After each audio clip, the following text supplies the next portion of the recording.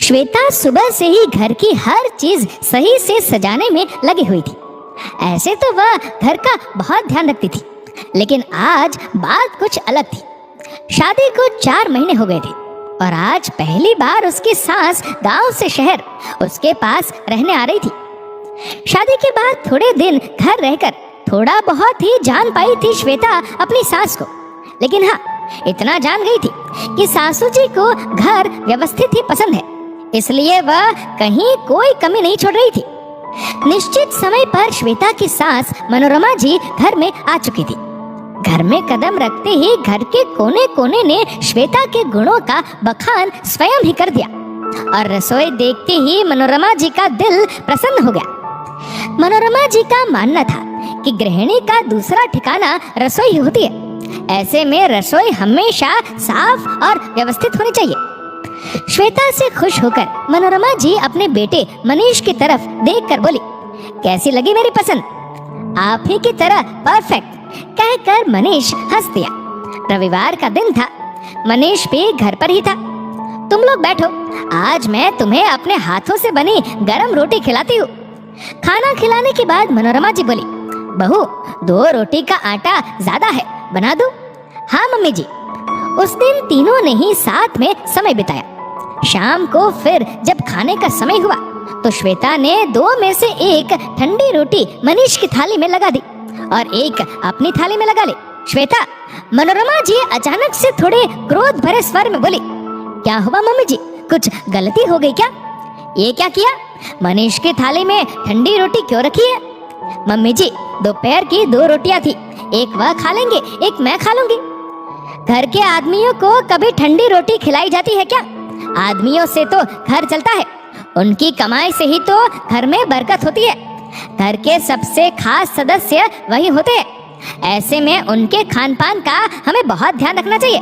लेकिन मम्मी जी, 1-2 रोटी तो हमेशा ही बचती है। ऐसे में अगर हम मिलकर ना खाए तो मेरे हिस्से में महीने के आधे दिन तो ठंडी रोटियां ही आएगी। तो क्या हुआ, औरतें तो ठंडी रोटियां खा ही सकती है। तुम्हें ज्यादा लग रहा है तो जब तक मैं यहाँ हूँ मैं खा लिया करूंगी। मम्मी जी, कैसी बातें कर रही है आप तो घर के बड़े हो। तो फिर तर्क वितर्क यही खत्म करो।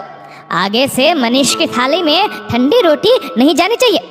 जी मम्मी जी, गलती हो गई, कहकर श्वेता ने बात खत्म कर दी।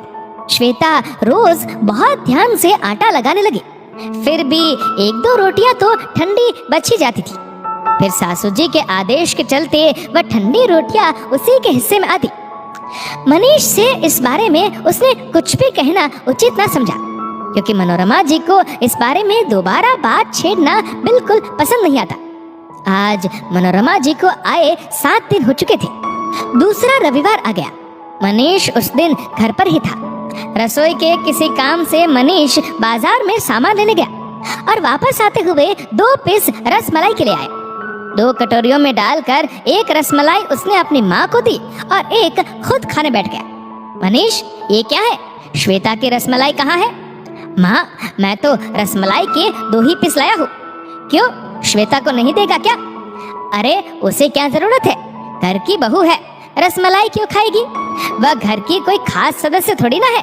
वह कौन सा घर के बाहर जाकर कमा कर लाती है? घर के थोड़े बहुत काम क्या कर लेती है? ऐसे में उसे क्या जरूरत है? ये कैसी बहकी बातें कर रहा है तू? मैंने क्या कभी ये सिखाया है कि बहुओं के लिए मिठाई ना लाई जाए? आदमी तो केवल कमा कर लाते हैं, उसको सही तरीके से प्रबंधित करके घर चलाने का काम तो औरतों का ही होता है। पति पत्नी रेल की पटरी की तरह होते हैं। सामंजस्य कहीं भी बिगड़ा तो घर बिगड़ते देर नहीं लगती। ये कैसी सोच रखता है तू? ऐसे परवरिश दी है क्या मैंने तुझे? यही तो बात है माँ, ऐसी परवरिश ही तो नहीं थी, तभी तो मुझे ठंडी रोटी खाने में भी दिक्कत नहीं थी। माँ, जब परिवार के सभी सदस्य खास है और परिवार चलाने में सभी सदस्यों का बराबर का सहयोग होता है, तो ठंडी रोटी सिर्फ बहू के हिस्से में ही क्यों आए? अगर सब मिलकर एक ठंडी रोटी भी ले ले तो बहू भी गरम रोटी खा सकती है। 7 दिनों से देख रहा हूँ, श्वेता की थाली में अक्सर ठंडी रोटी ही रहती है। जब घर की अन्नपूर्णा जो सबके लिए इतने मनोयोग से खाना बनाए और उसके हिस्से में मात्र ठंडी रोटी आकर रह जाए तो अन्नपूर्णा का दिल खुश कैसे रह सकता है? माँ, आप ही बताइए, आपने आपके जमाने में जब खुद को बहू मानकर ठंडी रोटियां खाई तो क्या वह आपको खुशी प्रदान करता था? मैंने कुछ गलत कहा हो तो मुझे माफ कर दो, लेकिन ये आपके संस्कार ही थे जो मुझे श्वेता को कहीं से कम नहीं आंकने दे रहे थे। नहीं मनीष, मैं तेरी कही हर बात समझ गई। शादी के बाद से ही ससुराल में यही देखती आई हूँ, इसीलिए मन को विश्वास हो गया था कि ऐसा करना ही उचित है। श्वेता, अब से ठंडी रोटी हम सब मिलकर ही खा लेंगे। सिर्फ बहू के हिस्से के लिए ठंडी रोटियां नहीं होती है। कहकर मनोरमा जी ने अपनी रसमलाई में से आधी रसमलाई श्वेता के मुंह में डाल दी।